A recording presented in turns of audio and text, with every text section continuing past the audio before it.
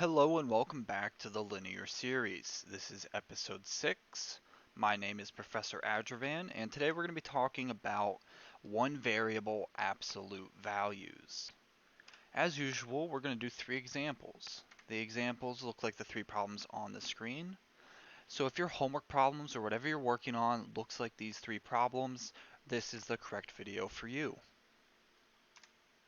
So before we actually solve the problems that you just saw, I want to make sure that we understand what an absolute value is. So an absolute value looks like 2 vertical lines.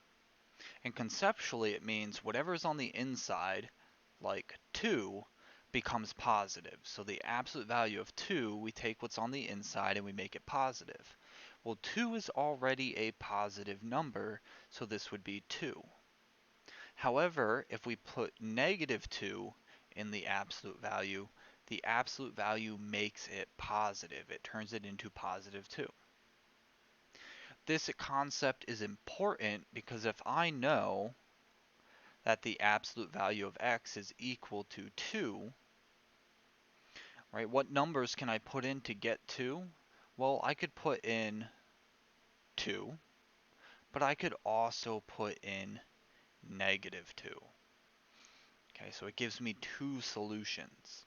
So we're going to use this idea of 2 possible solutions as we solve the 3 examples that we previously looked at.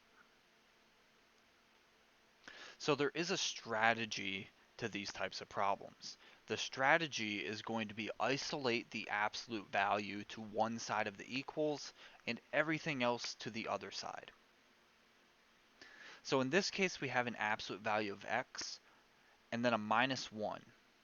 So I want this -1 to go to the other side of the equals, and we know how to move things like this to the other side.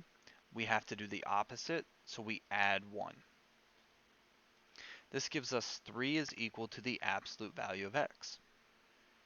Now this looks similar to the example that we just looked at with the absolute value of x equals 2. I know that I can get x is equal to the positive solution, and I know that I can get x is equal to the negative solution. Okay, so these are my 2 solutions. Moving on to the next example, we now have something other than just x inside of the absolute value. We have x minus 4 inside of the absolute value.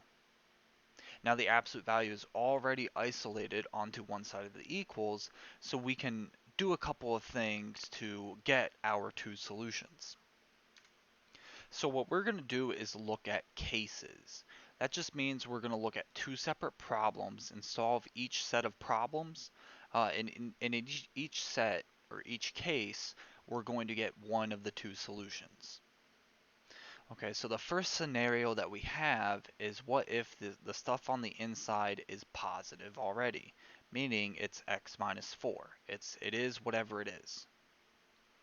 And this is equal to 9. Well, we can solve this. We can add 4 to both sides and get that x is equal to 13. The other option that we have is what if the stuff on the inside of the absolute value was negative, meaning negative x minus 4. Notice I put the stuff from the absolute value, x minus 4, in parentheses. That's important. It's important because this negative sign needs to distribute to everything. Okay, so negative needs to distribute to the x, and it needs to distribute to the -4. So -1 times x gives me negative x, and -1 times -4 gives me positive 4. So I now have negative x plus 4 is equal to 13. Sorry, I'm jumping ahead, is equal to 9. Subtracting 4 from both sides gives us negative x is equal to 5. And then getting the x by itself means we need to divide both sides by the negative sign in front of the x by dividing both sides by -1, leaving us with x is equal to -5. Alright, so we have the two solutions, x is equal to 13 and x is equal to negative 5. And we get this by taking the stuff on the inside, x minus 4, and just writing the equation like normal without the absolute values. And then looking at a second case where we take the stuff on the inside, x minus 4, and we put a negative sign in front of it, and then we distribute that negative sign and continue solving the problem. Alright, so let's look at our third and final example. Before we set this up with the two cases like we did in the previous problem, we need to isolate the absolute value. I need to get the absolute value alone on one side of the equals. So to do that, I'm going to take this 8 that is currently being subtracted and move it first. So we're going to add 8 to both sides, leaving us with 3 times the absolute value of x minus 2 is equal to 15. Now I want to get rid of this 3 that's in front of the absolute value so that we're left with only the absolute value of x minus 2 on the left. And to get rid of this 3 that is currently multiplying, we're going to undo it by dividing by 3.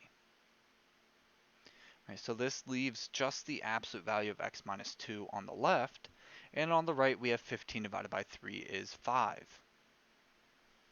Now that we are at the point where we have just an absolute value on one side equals a number, we can split it up into our two cases. Our first case is just x minus 2. It's the same thing that we have is equal to 5.